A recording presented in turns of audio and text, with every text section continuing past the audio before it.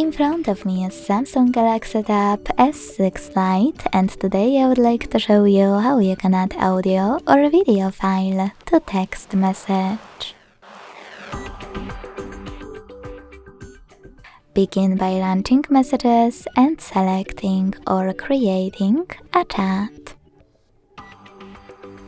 Now to add audio or video file, use this icon of a picture with a paper clip at the bottom right corner. And firstly, to add an audio file, select audio at the top. You can also look for it in one of those apps, or by clicking on those three lines at the top left corner in one of those sources.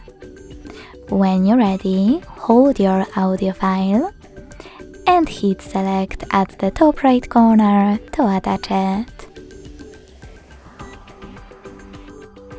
In order to add a video one, do exactly the same, just click on videos instead of audio.